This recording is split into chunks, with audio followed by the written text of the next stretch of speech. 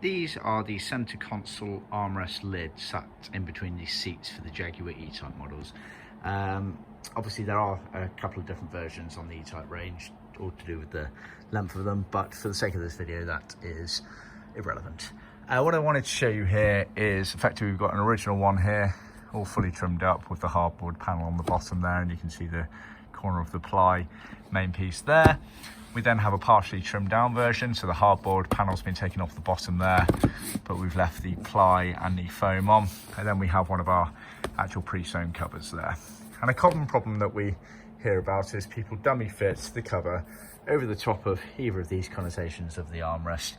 You just dummy fit it over the top of the current one, or you strip it down and see what it's like. And you often get the comments of, the cover's too big, it's baggy, it's not fitting correctly.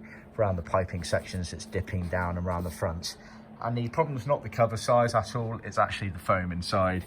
As you can see, it's lost all of its support, as we all would after about 50 years of being sat in a damp garage. So you're getting waviness in this piping here.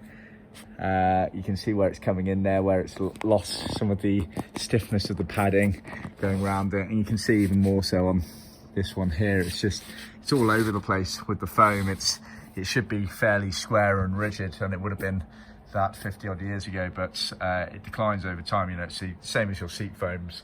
Seat foams are a nightmare for that. They wear down over time, and therefore the covers become saggy. So you need to address that. Basically, that's going to be the thing that makes the difference between a good and badly trimmed armrest cover there. So a few options. You can build this foam back up using thin foam and upholstery wadding, or you can make a brand new foam here, and we do supply these. They're not as standard in our kits, but we can supply them, so just let us know. And you've got two different densities of foam here. So the black stuff there is quite hard and firm, and then you've got a softer bit for the armrest top there. Now, as you can see, put those right next to each other.